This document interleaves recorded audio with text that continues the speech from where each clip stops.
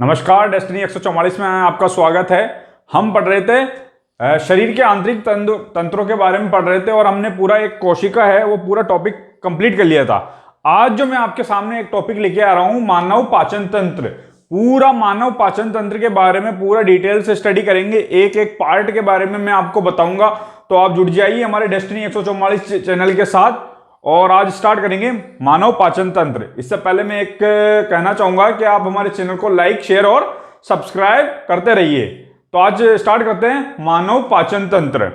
तो मानव पाचन तंत्र क्या होता है? जो भोजन ऐसा तंत्र जो भोजन का पाचन करता है, जो भोजन का क्या करेगा? पाचन करेगा। तो लिखेंगे यह भोजन का पाचन करता है, भोजन का पाचन करता है। पाचन कैसे करेगा? भोजन को टुकड़ों में तोड़कर ही तो पाचन होता है। ठीक है, टुकड़ों में तोड़ दिया जाता है और जो जो एलिमेंट शरीर को चाहिए होता है उसका क्या कर लिया जाता है? अवशोषित कर लिया जाता है। तो यही होता है आपका पाचन तंत्र। पाचन तंत्र में भोजन को सरल अणुओं में तोड़कर जो भी जैसे कि प्रोटीन, वसा, कार्बोहाइड्रेट, खनिज लवण, ये क्या कर लिए जाते हैं? अवशोषित कर लिए जाते हैं। किसमें? पाचन तंत्र के अंदर, पाचन के अंदर। तो लिखेंगे इसमें भोजन को सरल अणुओं में तोड़कर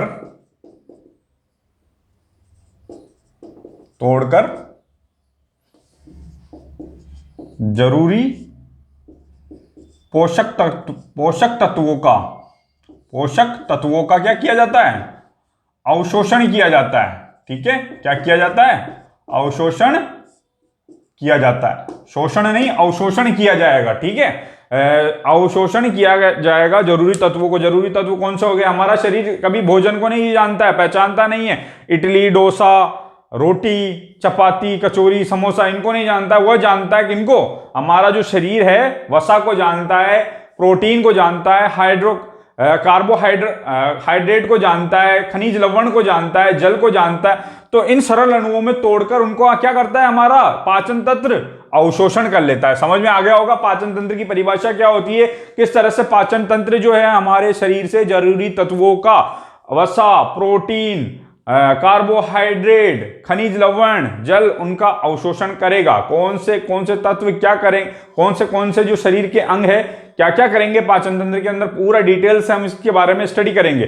तो कहां से कहां तक पाचन तंत्र होता है? पाचन होता है आपका मुख से लेकर जो आपकी जो गुदा है, ठीक है, जहां से आपका जो मल द्वार कह लीजिए, गुदा कह लीजिए, वहां तक आपका क्या होता है?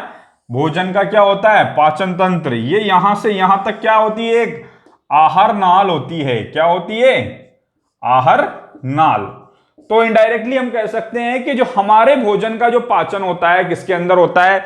इस आहार नाल के अंदर होता है। और ये आहार नाल की लंबाई कितनी होती है? लिखेंगे 8 से 10 मीटर तक आहार नाल की लंबाई होती है। मानव में 8 से 10 मीटर तक की आहार नाल की लंबाई होती है और इसी आहार नाल में हमारे भोजन का पाचन होता है। किस तरह से होगा?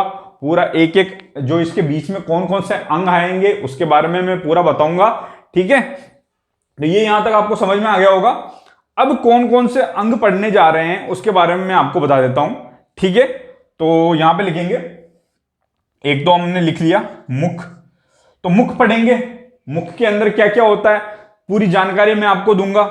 ठीक है, फिर पढ़ते हैं ग्रसनी।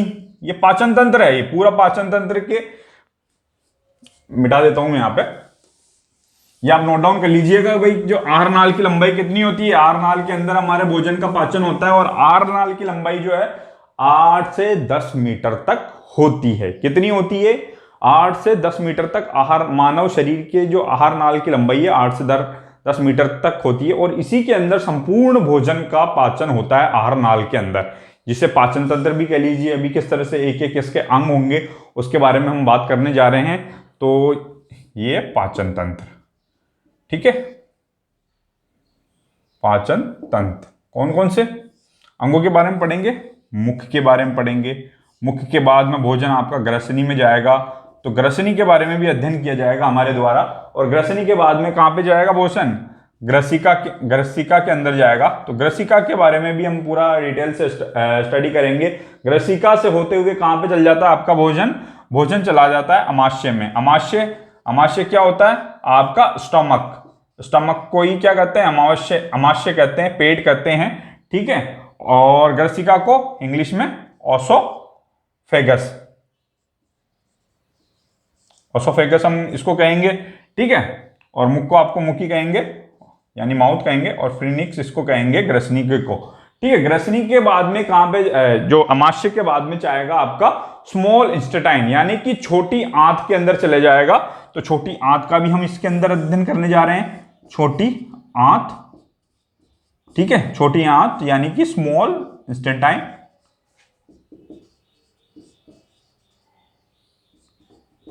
छोटी आंत का अध्ययन करेंगे, उसके बाद में बड़ी आंत का अध्ययन करेंगे।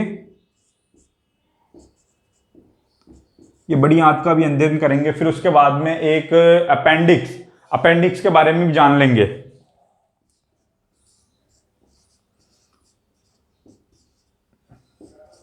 अपेंडिक्स फिर चल जाता है जो आपका रेक्टम के अंदर चल जाएगा, रेक्टम से बाहर निकल जाता है आपका, ठीक है। यानी कि जो मल द्वार है, मल द्वार में भोजन जो बचा हुआ जो रहता है, मल होता है, वो बाहर रेक्टम में इकट्ठा होकर बाहर निकल जाता है।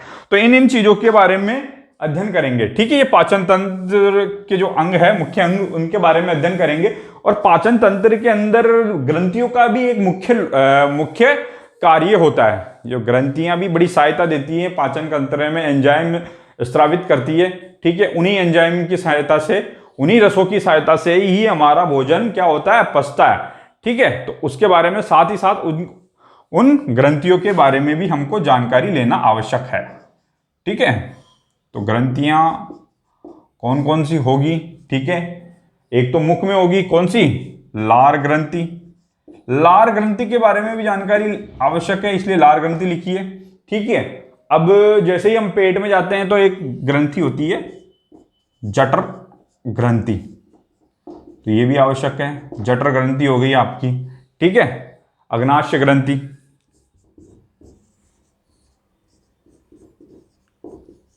अग्नाशय ग्रंथि ये भी बहुत महत्वपूर्ण है। ब्रूनर ग्रंथि,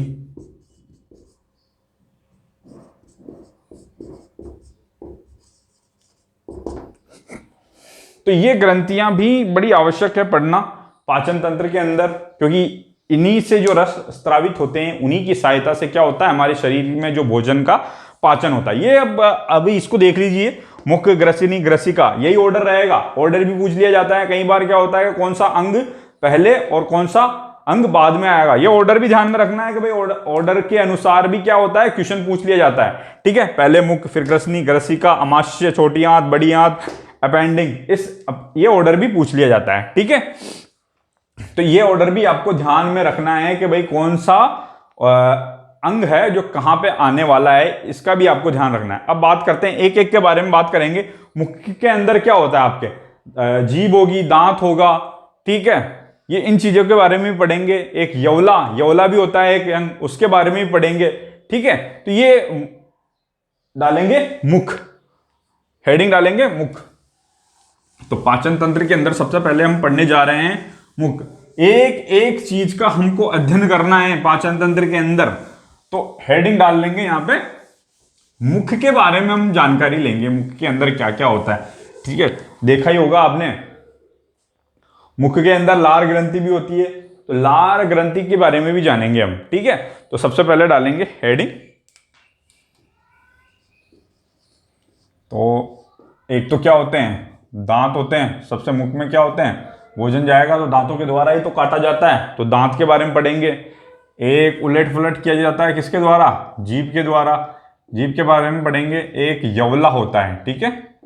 यवला एक मांसल संरचना होती है, मांस की जो संरचना होती है जो आपके मुंह में लटकी हुई रहती है गोल गोल, देखा होगा आपने, ठीक है। उसी को क्या कहते हैं हम, यवला। मुंह खोलेंगे आप, मुंह बड़ा करेंगे तो आप देखेंगे कांच के अंदर, कांच की सहायता से देख सकते हैं, या किसी और का मुंह के अंदर आसानी से दिख जाएगा, ये यवला, ठीक है। एक लटका हुआ रहता है यहाँ पे मुंह के अंदर, तो वो क्या करता है, भोजन को अंदर धकेलने का कार्य करता है। ठीक है, क्या करता है? धकेलने का कार्य करता है। सबसे पहले हम जानकारी ले लेते हैं दांतों के बारे में। तो दांत जो कितने होते हैं भाई? 32 दांत होते हैं। सबके कितने? वयस्क आदमी के कितने होते हैं? तो लिख लेंगे, वयस्क व्यक्ति में 32 दांत होते हैं। दांत होते ही नहीं होते हैं 32 दांत। तो ये 4 प्रकार के दांत होते हैं। ठीक है, 32 दांत होते हैं। और बालक में कितने होते हैं? बालक, जो छोटा बालक होता है उसके 20 दांत होते हैं। कितने दांत होंगे? क्वेश्चन पूछ लिया जाए, छोटे बच्चे के दूध के जो दांत होते हैं, ये जो 20 दांत होते हैं, जो कैसे होते हैं? दूध के दांत होते हैं। कैसे? दूध के दांत। जो दूध के दांत कितने होते हैं? 20 होते हैं। और वयस्क व्यक्ति में जो दांत होते हैं वो कितने होते हैं? पूरे के पूरे 32 होते हैं। 32 इसलिए तो कहते हैं कि 32। और ये 32 कहां से जुड़ी होती है? जबड़ों से जुड़ी होती है। किससे? जबड़ों से जुड़ी होती है। ठीक है, कहते हैं कि भाई मैं तेरी 32 तोड़ दूंगा। तो ये क्या है? 32 दांत होते हैं, इसलिए इसको 32 कहा जाता है। और बालक में जो होंगे 20 दांत होंगे। दूध के दांत कितने होते हैं? 20 दांत होते हैं। ठीक है, 20 + 12 कितने? टोटल 32 दांत हो गए। ठीक है, तो ये 20 दांत तो क्या है? अस्थायी है, क्योंकि टूट के वापस आते हैं। स्थायी थोड़ी है कि एक बार आ गए तो आ गए। तो इसलिए इनको क्या कहा जाता है? अस्थायी दांत कहा जाता है। अस्थायी होते हैं, अस्थायी दांत। और ये जो 12 है, ठीक है, जो बाद में आते हैं, दूध के दांत आने के साथ में फिर ये वयस्क व्यक्तियों में पाए जाते हैं, इनको क्या कहते हैं? स्थायी दांत कहते हैं। स्थायी दांत कहते हैं। ठीक है, ये जानकारी आपको पता चल गई हो कि भाई 32 दांत होते हैं, 20 तो क्या होते हैं? आपके अस्थायी होते हैं, और 12 जो दांत हैं वह स्थायी दांत होते हैं। टोटल 32 होते हैं। और अब मैं आपको बताना चाहूंगा कि दांत कितने प्रकार के होते हैं। तो मानव शरीर में 4 प्रकार के दांत होते हैं। कितने? 4 प्रकार के। अलग अलग इनके कार्य होते हैं। इनके बारे में तो हेडिंग डालेंगे, दांतों के प्रकार। दांतों के प्रकार। ठीक है भाई, दांतों के प्रकारों के बारे में हेडिंग डाल लीजिए। तो पहला एक प्रकार हो गया आपका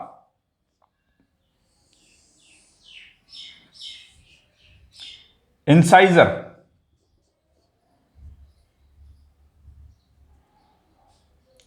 इंसाइजर, जिसे हम हिंदी में क्या कहेंगे? क्रंदक। ठीक है, इंसाइजर आता है। फिर उसके बाद में आते हैं आपके कैनाइन दांत। कैनाइन दांत,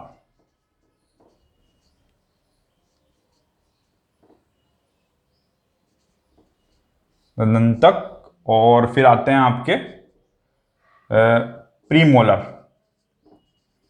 प्रीमोलर इसे कहा जाता है, यानी कि पश्य चवर्णक। चबाने का काम करते हैं, इसलिए पश्य चवर्णक कहते हैं इनको हिंदी में। ठीक है, और फिर बाद में हम बात करते हैं चवर्णक दांतों की, मोलर दांतों की। चवर्णक दांत, चवर्णक दांत आ गए। ये 4 टाइप के दांत होते हैं। इंसाइजर हो गया, कैनाइन हो गया, प्रीमोलर हो गए और मोलर। ये 4 तरह के दांत होते हैं इंसान में। अब कौन से क्या काम करते हैं, कौन सा दांत क्या कार्य करते हैं? सबसे पहले जो मानव शरीर में सबसे बालक को देखेंगे, सबसे पहले 2 दांत आएंगे। ठीक है, 2 दांत ऊपर, 2 दांत नीचे। ठीक है, तो वो कौन से दांत आते हैं? आपके इंसाइजर दांत आते हैं। कौन से? इंसाइजर दांत जो मानव में आते हैं, सबसे पहले इंसाइजर दांत आते हैं। तो सबसे पहले आने वाले कौन से आते हैं? सबसे पहले आते हैं। तो और ये कार्य क्या करते हैं? तो ये सबसे पहले 2 आते हैं, फिर 2 के बाद में 2 और आते हैं। 2 2 4, टोटल ऊपर 4 नीचे 4, टोटल 8 दांत होते हैं ये इंसाइजर। कितने? 8 दांत। मानव शरीर में इनकी संख्या कितनी होती है? 8 होती है। 8 संख्या होती है। कितनी? 8 होगी। और इनका क्या कार्य है? जो इंसाइजर दांतों का क्या कार्य रहेगा? इनका क्या? काटना, भोजन को काटना। इनका मुख्य कार्य क्या है? काटना। क्या करेंगे ये? भोजन को काटेंगे। भोजन जैसे ही जाएगा तो यहां से काटा जाता है, आगे के 4 और 4 8 दांतों से जो काटा जाता है, भोजन को काटा जाता है। ठीक है, तो ये सबसे पहले ये आते हैं। संख्या में 8 होते हैं और इनका जो मुख्य कार्य है भोजन को काटना होता है। ठीक है, और देखा होगा आपने चूहों में भी ये 2 इंसाइजर दांत रहते हैं। ठीक है, चूहों में अगर चूहा अगर कुतरेगा नहीं तो ये इंसाइजर दांत क्या हो जाते हैं, चूहे के बढ़ जाते हैं। क्या हो जाते हैं, बढ़ जाते हैं। अगर बढ़ जाएंगे तो क्या वो भोजन खा पाएगा, इतने बड़े हो जाएंगे, दांत बाहर निकल जाएंगे चूहे के, तो वो भोजन नहीं खा सकता है। इसलिए वो क्या करता है, जो भी उसको चीज जो मिलती है, उसको जो भी उसको दिखती है, वो उसको क्या करना स्टार्ट कर देता है, कुतरना स्टार्ट कर देता है। ये उसकी मजबूरी होती है चूहे की, इसलिए वो हमारे वस्तुओं को क्या कर देता है, कुछ कुतर देता है। ठीक है, तो ये इंसाइजर दांतों के बारे में हम जान लिया है। अब बात करते हैं कैनाइन दांतों के बारे में, यानी कि अंदर के बारे में बातें करेंगे। ठीक है, तो ये कैनाइन जो दांत होते हैं, ठीक है, अब ये जो 4 और 4 दांतों को छोड़कर यहां पर जो शेर के जो सबसे बड़े दांत होते हैं वो कौन से होते हैं, शेर कुत्ते के ये जो सबसे बड़े दांत क्या कहलाते हैं, कैनाइन। इनका क्या काम करते हैं, ये क्या करते हैं, चीर देते हैं, फाड़ देते हैं। तो इनका क्या काम है, चीर फाड़ करना, चीरना फाड़ना इनका मुख्य कार्य है। ये मांसाहारियों में ज्यादा होते हैं, मांसाहारियों में सबसे ज्यादा विकसित जो दांत कौन से हैं, कैनाइन। मांसाहारियों में, मांसाहारी में ज्यादा विकसित होते हैं, ज्यादा विकसित होंगे ये। ठीक है, तो ये बात भी आपको ध्यान रखनी है, मांसाहारियों में ज्यादा विकसित होते हैं और इनकी संख्या मानव बत्तीसी के अंदर इनकी संख्या क्या इतनी होती है, 4 होती है। टोटल संख्या में ये कितने होते हैं, 4 होंगे। कितने होंगे, 4 होंगे। तो लिखेंगे संख्या इनकी 4 होगी। ठीक है, एक इधर एक यहां पर और इसी तरह से 2, तो 4 ये इस जगह जो दांत पाए जाते हैं उनको क्या कहते हैं, कैनाइन दांत कहते हैं। और चीरने फाड़ने में इनका उपयोग होता है और मांसाहारियों में सबसे ज्यादा विकसित होते हैं। और मांसाहारियों में भी अगर शेर की बात करेंगे तो शेर के सबसे ज्यादा विकसित कौन से दांत होंगे, कैनाइन दांत होंगे। ठीक है, अब बात करते हैं प्रीमोलर दांत। प्रीमोलर दांत क्या करेंगे, प्रीमोलर और मोलर जो दोनों ही क्या काम करेंगे, चबाने का काम करेंगे, चबाने के काम में आते हैं। ये भी चबाने के और ये भी चबाने के बाद। और ये जो हमने कैनाइन दांत पढ़े हैं उसके बाद में इनकी बारी आती है। ठीक है, और यहां पे एक फॉर्मूला भी लिख लीजिए, वयस्क में दांतों की संख्या याद करने के लिए। वयस्क में दांत इस फॉर्मूले के अनुसार याद कर सकते हैं, 21 23, तो 4 से गुणा कर देंगे। ठीक है, तो देखो ये वाला जो है इंसाइजर, ये कैनाइन, ये प्रीमोलर और ये लास्ट वाला जो है मोलर।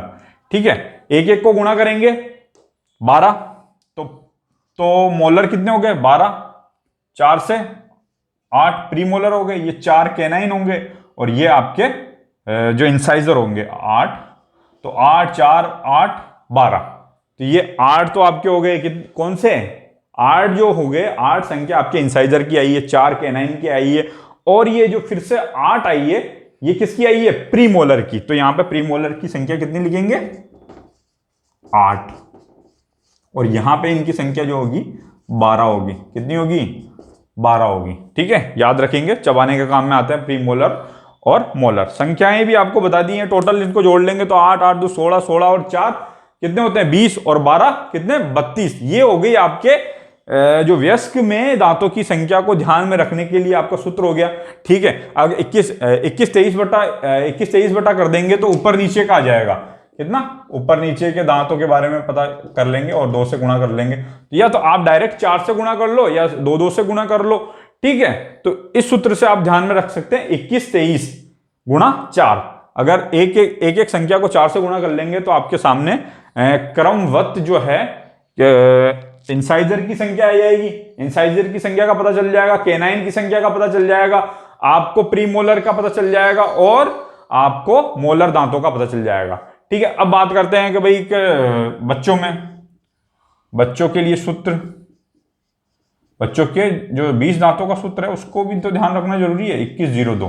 ठीक है, 2102 से ध्यान रखेंगे, किससे, 2102 से। 4 से गुणा कर देंगे तो 8 आ जाएगी, एक 0 हो जाएगी और एक यहाँ पे 4 हो जाएगी, फिर से 8 आ जाएगी। तो यहां पे एक प्रीमोलर, तो बच्चों में लिखेंगे, बच्चों में प्रीमोलर जो दांत है वो नहीं पाए जाते हैं। तो लाइन लिख सकते हैं आप, बच्चों में प्रीमोलर दांत नहीं पाए जाते हैं, बच्चों में प्रीमोलर दांत नहीं पाए जाते हैं। ये सारा आप उतार लीजिए, ठीक है, ताकि आप हम आगे इसके आगे बढ़ सकें, ठीक है।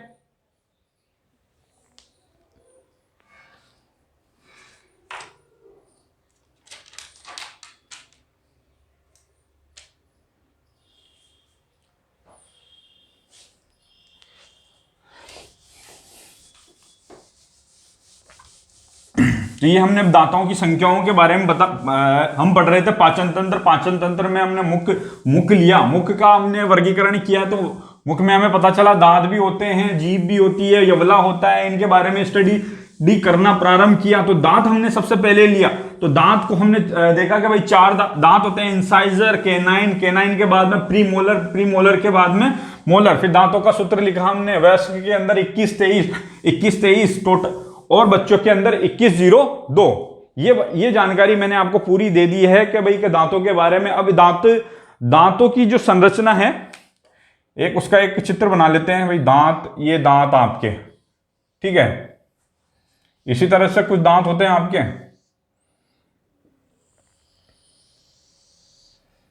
तो दांत होते हैं, दांतों के नीचे जो दांतों के एक परत जमी होती है, उसको क्या कहते हैं हम? इनेमल, ठीक है, इनेमल कहते हैं। दांत वैसे ही स्वतः ही क्या कहलाते हैं कि भाई सबसे शरीर के जो सबसे मजबूत अंग है वो दांत है।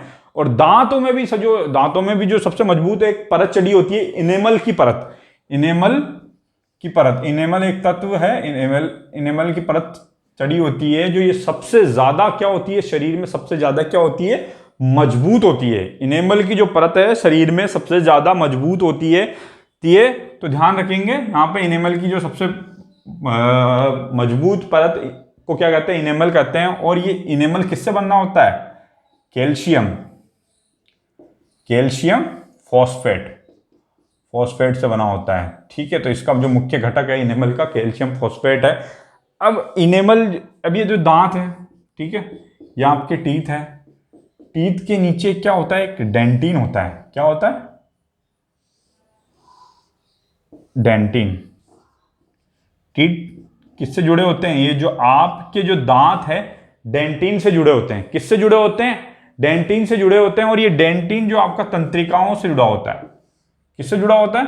तंत्रिकाओं से। तो आपको इसलिए महसूस होता है, ठीक है, इसलिए तो तंत्रिकाओं के माध्यम से कभी अगर आपने ज्यादा ठंडा पानी पी लिया, गर्म के ऊपर ठंडा पी लिया, तो झंझनाहट सी हो जाती है।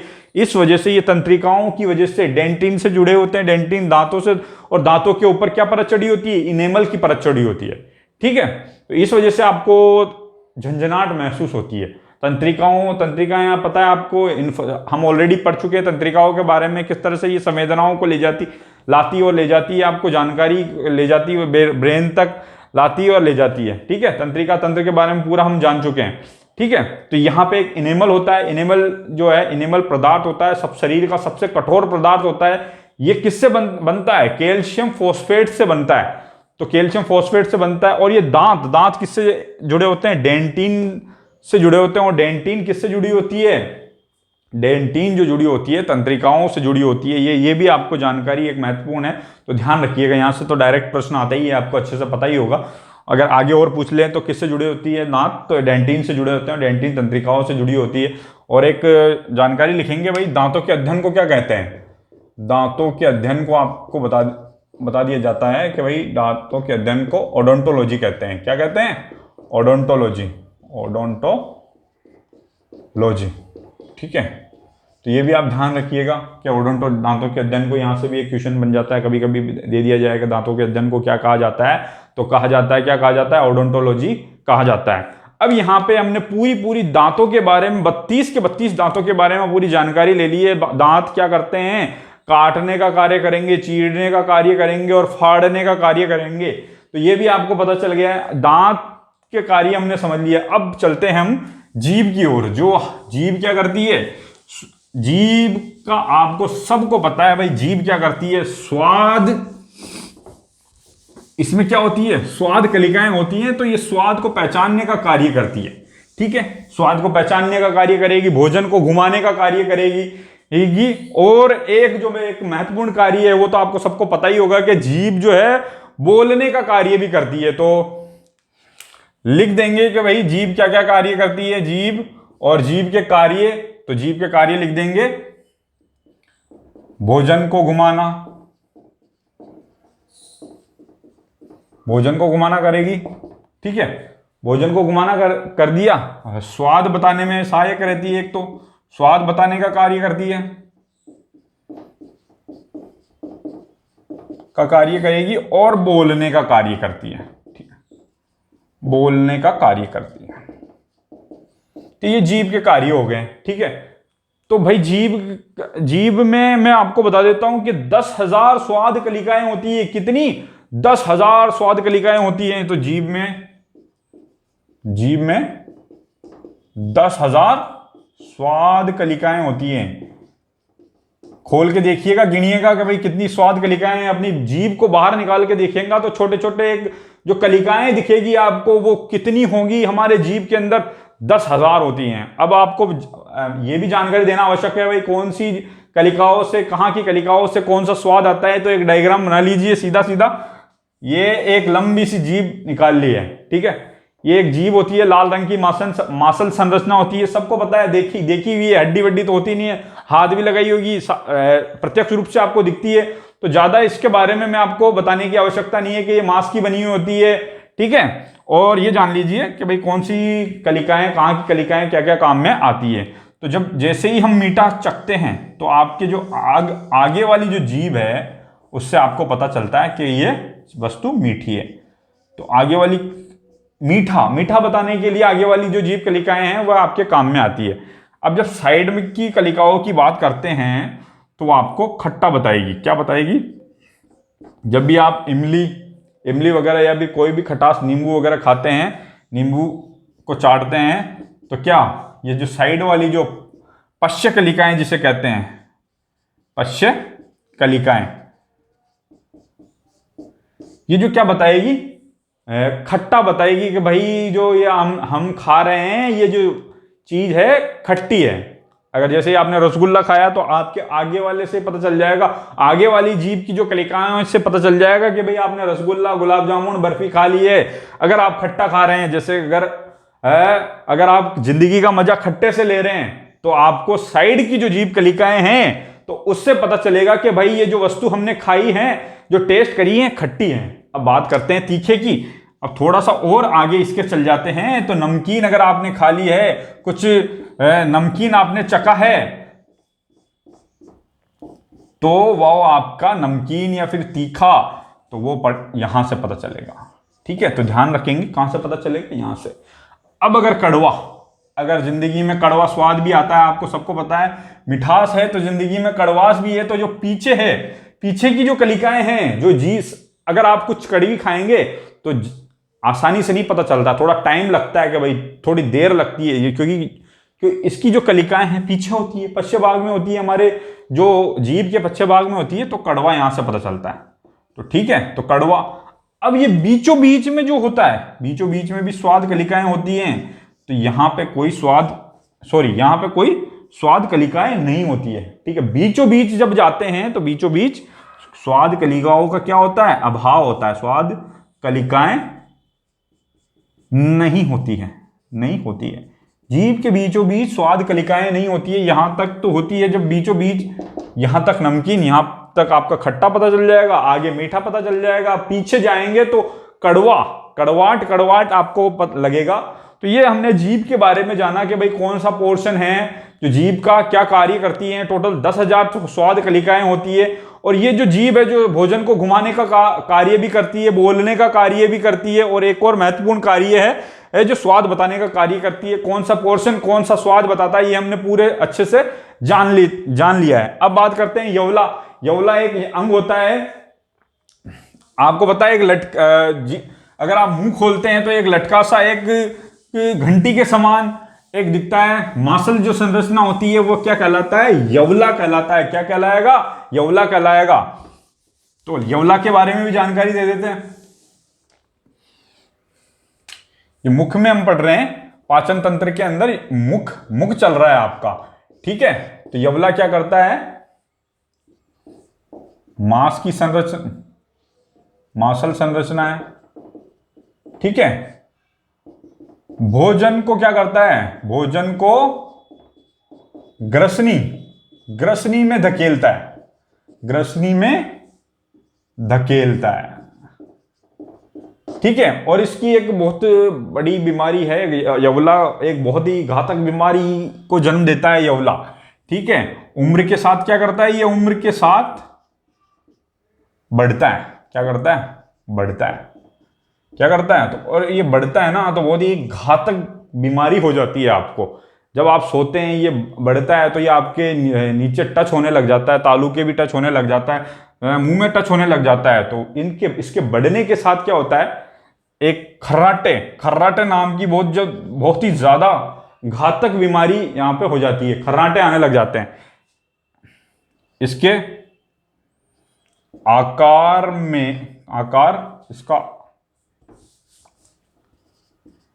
इसका आकार बढ़ने से खर्राटे आते हैं भाई। क्या आते हैं, खर्राटे आते हैं। ये इसका मुख्य कार्य क्या है, भोजन को क्या कर देता है, धक्का दे देता है। क्या कर देगा, आपके भोजन को धक्का दे देगा, कहां पे, ग्रसनी के अंदर धक्का दे देगा। यही यवला का कार्य है। अगर ये बढ़ जाता है तो ये बहुत एक घातक बीमारी है। खर्राटे आपके आने लग जाते हैं, रात्रि में क्या आते हैं, खर्राटे आने लग जाते हैं। क्योंकि ये यवला अगर बढ़ जाएगा तो ये जगह जगह हमारे हवा जैसे अंदर बाहर जाएगी तो ये इधर उधर टकराएगा, तो खर्राटे जैसी आवाजें आने लगेगी आपकी। चलो अब बात करते हैं, यहां पे हमने कंप्लीट कर लिया। अब मुख के अंदर क्या होता है, एक लार मुख चल रहा है, तो हम बात कर लेते हैं लार ग्रंथि के बारे में भी, कि भाई मुख में लार ग्रंथि भी होती है। तो डालेंगे लार ग्रंथियां, ठीक है, लार ग्रंथियां। तो लार ग्रंथियों में क्या होता है, एक तो आपका पानी होगा, ठीक है, एक होगा आपका टाइलिन, और एक होगा लाइसोजाइम। ये तीन चीजें आपके मुख्य जो लार ग्रंथि है, एक तो पानी होगा, पानी तो आपको पता ही होता ही है, लार ग्रंथि में पानी के साथ में क्या होगा, टाइलिन होगा, और एक होगा लाइसोजाइम, ठीक है। पानी का आपको पता है, पानी तो होता ही है, तो वो तो तापमान को नियंत्रण करने और जो गीला करने में भोजन को काम में आता है। अब टाइलिन क्या काम में आता है, टाइलिन क्या करता है आपका, ये कार्बोहाइड्रेट, ये क्या करता है, कार्बोहाइड्रेट, भोजन में कार्बोहाइड्रेट होता है, तो कार्बोहाइड्रेट का पाचन करता है, पाचन करता है। भोजन में क्या होते हैं, प्रोटीन, कार्बोहाइड्रेट, वसा, यही सब होती है। तो ये कार्बोहाइड्रेट का पाचन करता है। स्टार्च कह लीजिए या कार्बोहाइड्रेट कह लीजिए, तो स्टार्च का या कार्बोहाइड्रेट का क्या करता है, पाचन करता है। और ये कितने प्रतिशत कार्बोहाइड्रेट का पाचन कर लेता है, मुख के अंदर ही 30% तक कर लेता है। कितना, 30% तक कार्बोहाइड्रेट का पाचन कर लेगा। ये मुख के अंदर ही हो जाएगा पाचन, 30% तक कार्बोहाइड्रेट का पाचन हो जाएगा। किसके द्वारा, टाइलिन के द्वारा कर लेता है।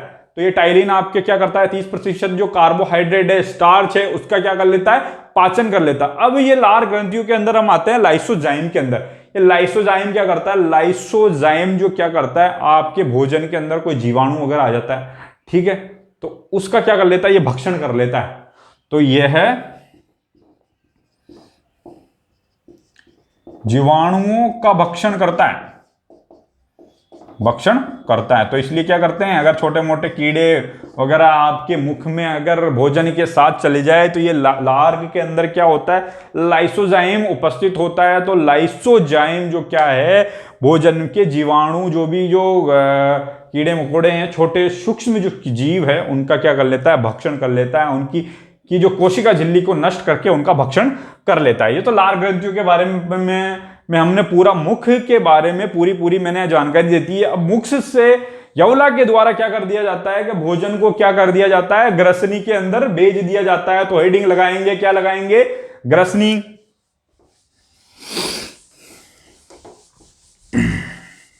तो ये आपका मुख है, जो मुख पढ़ रहे थे, मुख वो आपका कंप्लीट हो गया है। अब बात करते हैं ग्रसनी के बारे में। तो हमारे चैनल को क्या मैं बताना चाहता हूं, लाइक शेयर करते रहिए भैया, सब्सक्राइब करते रहिए। अब बात करते हैं ग्रसनी की। तो ग्रसनी क्या करती है, ग्रसनी भोजन को क्या करती है, आगे बढ़ाती है। क्या करेगी, भोजन को ग्रसिका में भेजती है, ग्रसिका में भेजती है। इसके अंदर कोई एंजाइम वगैरह पाए भी जाते हैं, कोई ग्रंथि वगैरह नहीं पाई जाती है, ठीक है, कोई एंजाइम स्त्रावित नहीं होते हैं। तो इसका मतलब क्या है, यहां पे भोजन का पाचन भी नहीं होता है। तो ग्रसनी में भोजन का पाचन नहीं होता है, ठीक है। तो इस तरह से भी क्वेश्चन आता है कि भाई किसमें भोजन का पाचन होता है तो ग्रसनी में भोजन का पाचन नहीं होता है। तो ध्यान रखेंगे। तो ये करती क्या है, तो ये भोजन का क्या करती है, ये करेगी क्या, भोजन का क्रमाकुंचन करती है, क्रमाकुंचन करती है। आप पूछेंगे कि आपके ये क्रमाकुंचन क्या होता है, क्रमाकुंचन यानी कि जिक जेक तरीके से क्या करती है, जिक जेक तरीके से, यानी कि इस तरह से जिक जेक तरीके से भोजन को क्या करती है, आगे बढ़ाती है और ग्रसिका के अंदर भेज देती है, ठीक है। तो यही इसके एक प्रमुख कुछ कार्य हैं, छोटे मोटे कार्य हैं। और इसके अंदर एक क्या होता है, एपीग्लोटस एक छिद्र होता है, या कह लीजिए एपीग्लोटस किसी के अंदर होता है, ये एपीग्लोटस होता है। ग्रसनी के अंदर एक छिद्र होता है, या फिर एक ढक्कन मान लीजिए इसको क्या कहते हैं, घाटी ढक्कन भी इसको कहा जाता है, घाटी ढक्कन, ये ढक्कन होता है। तो ये ढक्कन क्या करता है, ये ढक्कन जो एपीग्लोटस है ग्रसनी के अंदर होता है, ये जो क्या करता है, श्वास नली में भोजन को जाने से क्या करता है, एपीग्लोटस श्वास नली में भोजन को जाने से रोकता है। तो लिख लेंगे, श्वसन नली में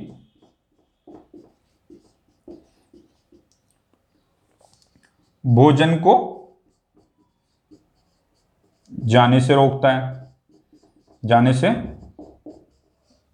है, ठीक है। ये यहां तक हमने पढ़ लिया है कि भाई ये ग्रसनी के क्या क्या कार्य है। जो ग्रसनी में एक एपिग्लोटस नाम का एक घाटी, जिसे घाटी ढक्कन कहते हैं, ये घाटी ढक्कन क्या करता है, श्वास नली के अंदर, ये एक ग्रसनी के अंदर क्या होता है, द्विमुख, दो काम एक साथ होते हैं, श्वास भी जाती है और क्या करता है कि भोजन भी जाती है। तो ये भोजन, तो श्वास नली में भोजन को जाने से एक ढक्कन होता है एपीग्लोटस जो भोजन को जाने से रोकता है, ठीक है। और क्रमानुकंचन होता है, इसके अंदर कोई एंजाइम स्त्रावित नहीं होता है, एंजाइम स्त्रावित नहीं होगा तो पाचन भी नहीं होता है, इसलिए इसके अंदर ग्रसनी के अंदर पाचन भी नहीं होगा। तो ध्यान रखिएगा। अब बात करते हैं ग्रसिका की। तो हेडिंग डाल लीजिए भाई, ग्रसिका। तो वही ग्रसनी के बाद में भोजन कहां पे आपका आ जाता है, ग्रसिका के अंदर आ जाता है। कहां पे, ये ग्रसिका, इसे ऑसोफेगस भी कहते हैं,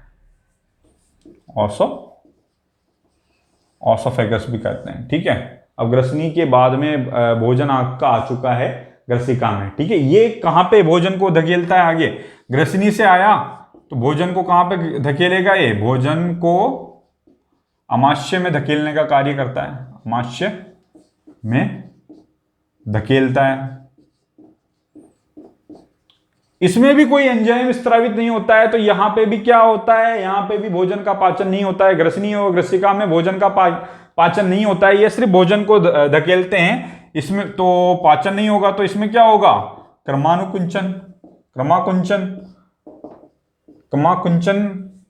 गति होगी, क्रमाकुंचन गति होती है, ठीक है। ये दो चीजें होती हैं।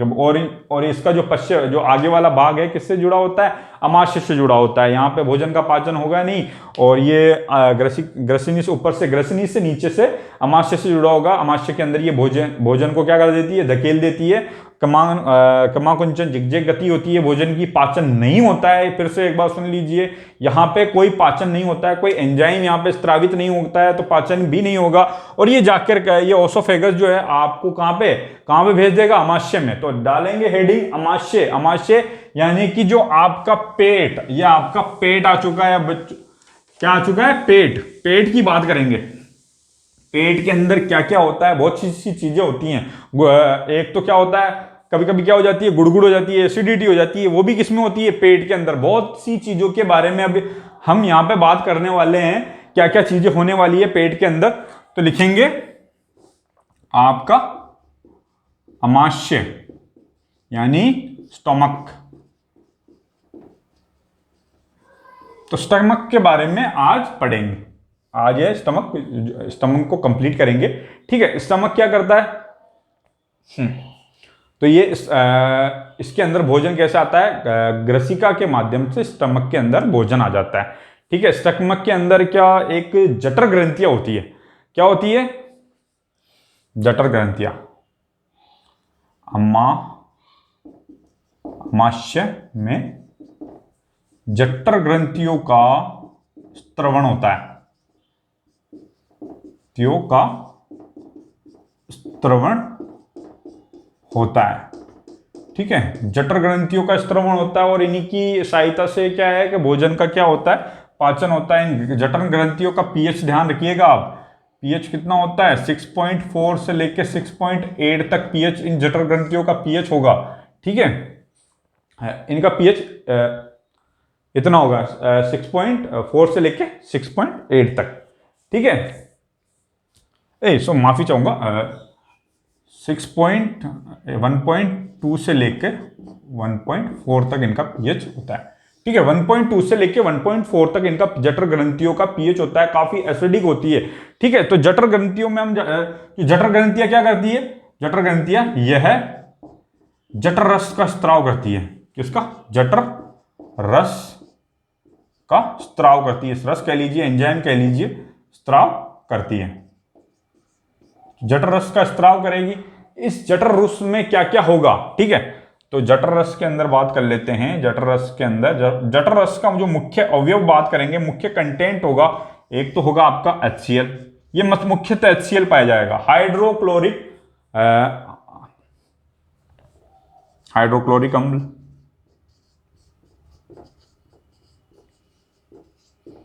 हाइड्रोक्लोरिक अम्ल इसमें होगा। ठीक है, एक होगा पेप्सिनोजन। अब ये बात करेंगे गैस्ट्रिक एसिड, गैस्ट्रिक लाइपेज होगा आपका, गैस्ट्रिक लाइपेज, पेप्सिनोजन, HCl, ये सब चीजें इसके अंदर पाई जाएगी। ठीक है, ये सब चीजें इसके अंदर पाई जाती है। तो ये हाइड्रोक्लोरिक क्या करता है, हाइड्रोक्लोरिक आपका क्या करता है, और एक होता है केसिन। ये जो हाइड्रोक्लोरिक अम्ल है, ये भोजन को तोड़ देता है। आपको पता है कि इसका पीएच काफी अत्यंत कम होता है, यानी कि काफी अम्लीय होता है। तो ये क्या करता है, आपके क्या करता है, भोजन को तोड़ देता है, ये इसका कार्य है। ठीक है, और अब बात करते हैं पेप्सिनोजन हाइड्रोक्लोरिक अम्ल की सहायता से किसमें कन्वर्ट हो जाता है, पेप्सिनोजन है हाइड्रोक्लोरिक की सहायता से क्या करता है, पेप्सिन में कन्वर्ट हो जाता है। किसमें, पेप्सिन में कन्वर्ट होता है, पेप्सिन। और आपने सभी ने पढ़ रखा होगा, पेप्सिन किसका पाचन करता है, प्रोटीन का पाचन करता है। तो पेप्सिन किसका पाचन करेगा, प्रोटीन का पाचन करेगा। प्रोटीन का पाचन किसके द्वारा होगा, पेप्सिन के द्वारा होगा। ये जो पेप्सिनोजन है निष्क्रिय अवस्था में होता है, लेकिन जब ये किसकी किसकी संपर्क में आता है, HCl की संपर्क में आता है तो किस में कन्वर्ट हो जाता है, पेप्सिन में कन्वर्ट हो जाता है। और पेप्सिन आपको सबने रट रखा होगा कि पेप्सिन क्या करता है, प्रोटीन का पाचन करता है। तो प्रोटीन का पाचन आपको पता चल गया कि पेप्सिन के द्वारा कहां पे होता है, स्टोमक में, पेट के अंदर होता है। अब बात करते हैं गैस्ट्रिक लाइपेज की। गैस्ट्रिक लाइपेज आपने सुना होगा, लाइपेज जो है वसा का क्या करता है, पाचन करता है। तो ये क्या करता है, वसा का पाचन करता है। तो लिखेंगे वसा का पाचन करता है। तो गैस्ट्रिक लाइपेज क्या करता है, वसा का पाचन करता है। और ये केसिन जो है मां के दूध में पाए जाने वाला प्रोटीन होता है। क्या, केसिन। तो कहां पे पाया जाता है, मां के दूध में। मां के दूध में पाया जाने वाला जो प्रोटीन होता है केसिन, तो ये बच्चों में ये केसिन का पाचन होता है यहां पे, ठीक है। केसिन प्रोटीन का पाचन भी होता है। ये किसमें, बच्चों में होता है, ठीक है। बच्चे जो है मां का दूध पीते हैं, मां के दूध में क्या होता है, केसिन जो है होता है। केसिन का पाचन क्या करता है, ये स्टोमक के अंदर होता है, बच्चों के स्टोमक के अंदर होता है। अब इसमें एक और पाया जाता है श्लेष्मा, और लिख लीजिए यहां पे श्लेष्मा, ठीक है। ये श्लेष्मा एक आवरण, जो स्टोमक के चारों तरफ क्या होता है, एक आवरण होता है, ठीक है। एक आवरण होता है, चिपचिपा गाढ़ा पदार्थ होता है, ठीक है। तो ये क्या करता है, HCl जब स्त्रावित होता है ग्रंथियों के द्वारा, जठर ग्रंथियों के द्वारा जठर रस स्त्रावित होता है जिसमें HCl होता है, तो उससे क्या करता है, बचाव करता है, ठीक है। तो आपको कभी बलगम वगैरह निकलता है, ठीक है, खांसी जुकाम हो जाती है, तो आपको क्या निकलता है, बलगम निकलता है। तो ये बलगम ही होता है श्लेष्मा। तो हमारे पेट के चारों तरफ ये चिपका होता है, स्टोमक के चारों तरफ चिपका होता है। इसी से हमारे जो ये बहुत ही अत्यंत घातक HCl, इतना घातक जो एसिड है, उससे हमारी रक्षा करता है। पाचन क्रिया होती है, इतनी गर्म रहता है हमारा पेट, फिर भी हमारे पेट की रक्षा क्या करता है, श्लेष्मा करता है। तो लिख लेंगे यहां पे, श्लेष्मा जो है हमारे पेट की रक्षा करता है। तो यहां पे हमने पूरा यहां तक अमाशय तक हमने पढ़ लिया है। अमाशय में जो जठर ग्रंथियां हैं कि उसको भी मैंने समझा दिया है कि भाई HCl होता है, पेप्सिनोजन होता है, पेप्सिनोजन प्रोटीन का पाचन करेगा। गैस्ट्रिक लाइपेज है जो वसा का पाचन करेगा। ये कहां पे हो रहा है, पेट के अंदर हो रही है। केसिन जो है प्रोटीन का पाचन करेगा। तो ये सब चीजें हमने अमाशय के बारे में पूरी कंप्लीट कर ली है। इसके आगे जो आने वाला है, छोटी आंत के बारे में पढ़ेंगे, बड़ी आंत के बारे में पढ़ेंगे। अब आगे वाली क्लास में उसको पढ़ेंगे, ठीक है। तो मैं यहाँ आपसे रिक्वेस्ट करना चाहूंगा कि हमारे चैनल को लाइक, शेयर और सब्सक्राइब करते रहें, और पूरे आनंद के साथ हमारे जो जितने भी हम यहाँ पे जो चीजें पढ़ा रहे हैं उसका आनंद लेते रहिए। और आप जरूर परीक्षा तो आने वाली है, तो आप उसमें जरूर क्या होंगे, सफल होंगे। तो मैं यहाँ पे धन्यवाद कहना चाहूंगा आपका, और इसी के साथ विदा लेना चाहूंगा। धन्यवाद।